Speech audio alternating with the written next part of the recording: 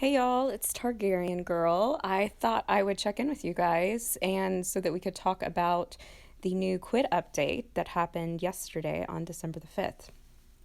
So I was a little late to the update. I was busy with some stuff yesterday, but when I finally looked at my text messages at 11 p.m., I saw that I had 72 unread messages, and they were primarily from my uh, group text message with Paxi 34 and Johnson Cinema, and they were just going all over the place about this new update. Now, when I tried to update last night to check it out, it said that I updated, and but it was still the same version. So I'm not exactly sure what was going on there. But I have seen lots of screenshots of the new update, and Paxi sent me some video. So I wanted to run through some of my concerns with the new update because I really do not like the new update. I don't think I have had such a visceral reaction to an update since the mandatory shelf fee update back at the end of June. And if you guys were around back then, you know that I was just basically threw a fit over that shelf fee update. So, anyhow, one of the first things you'll notice is in the feed, they have redesigned it.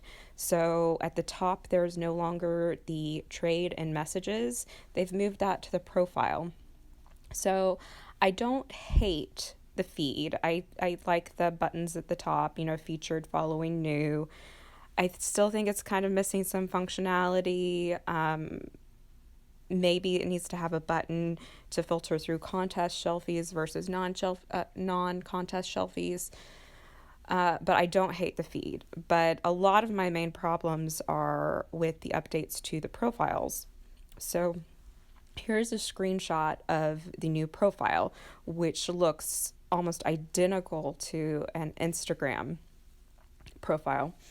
So, one of the things which is so odd is that there's no longer the joined date on someone's profile or the number of trades is gone, which is just baffling to me because that is such useful information.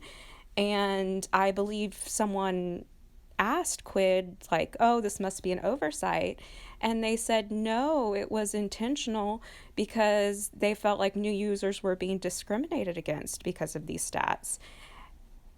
And I just, I, I'm horrified that these stats are gone. And I don't even think their logic quite adds up because if I see a user approach me with a trade and it's a really bad trade, and then I see that, oh, that person only has 5 trades, or oh, that person only joined 2 days ago, I'm going to be really nice to the person.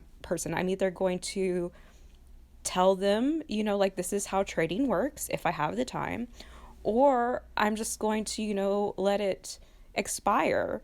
But to just take that information away, I think it's very unwise. I know a lot of users were using it, and I think it's going to create a lot more headaches.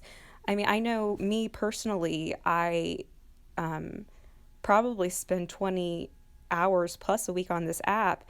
And now it feels like, okay, you're going to throw a lot more new users my way. And now it's my job to take hours to educate each of them.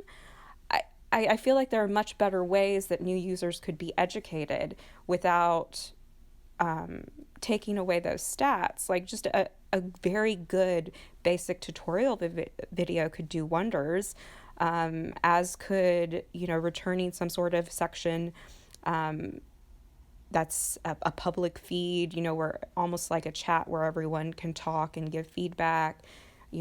Apparently there were ambassadors years ago that would help out newbies.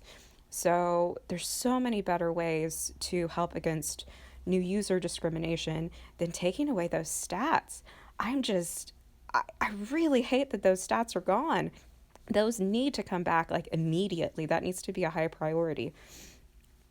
Another thing that alarms me that is gone is in the old profiles towards the bottom, you could look at your old showcases, which, a lot of us put a lot of time and dedication into those old showcases and they have a very special place in our heart. and they're just gone. They're just completely gone. Like, no one would notice. Like, those need to come back. Like, we want our old showcases back.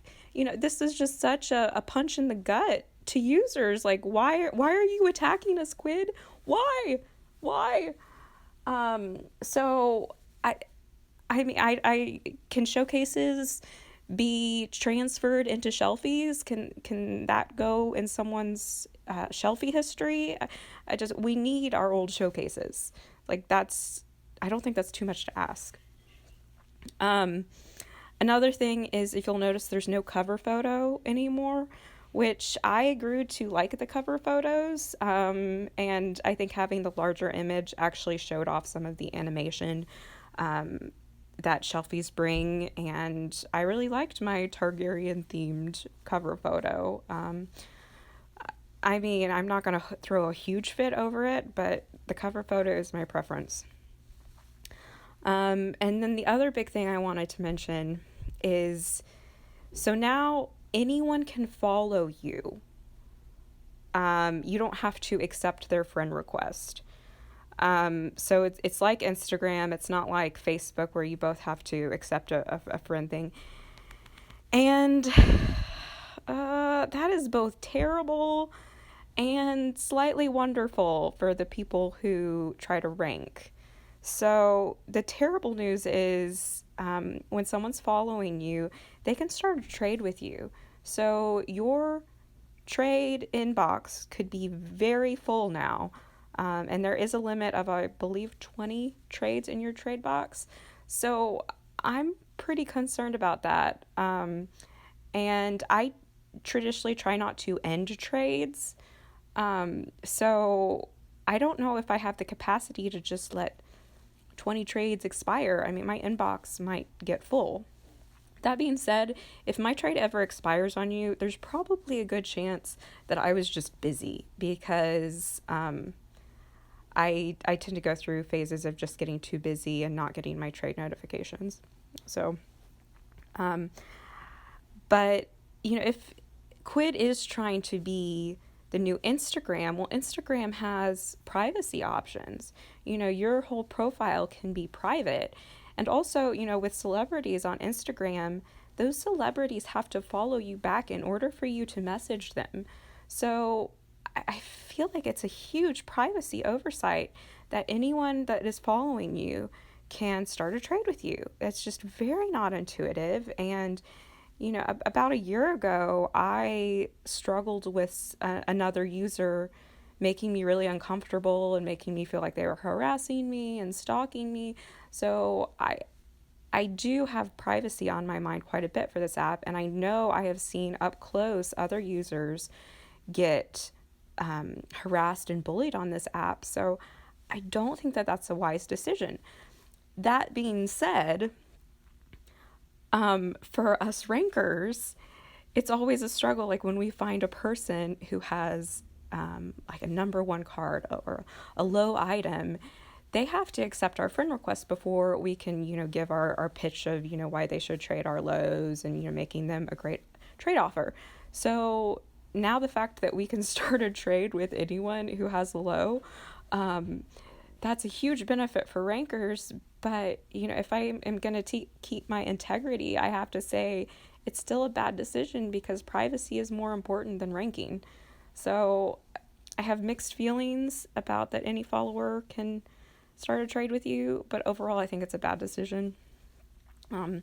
But what I'm hearing from a lot of users is this update just feels like the app is getting further away from trading, which was one of our biggest complaints. I mean, this was, I'm assuming, a big design change for Quidd that they probably put a lot of man hours in.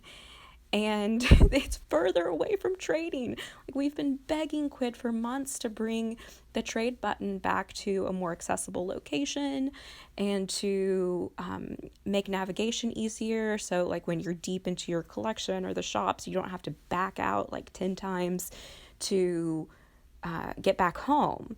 So I really don't understand most of these decisions in this new update, and I'm horrified by it. I really don't like it. I'm trying to be kinder and more understanding to Quid because these people are employees and, I'm sure we're a headache to them a lot of the time. But I just really don't like the new update. And I hope they change it back immediately because I hate it. So that's my thoughts on this. Let me know if I missed anything. Let me know if you don't agree with any of this or if you agree with me. So I will talk to you all soon. Thanks. Bye.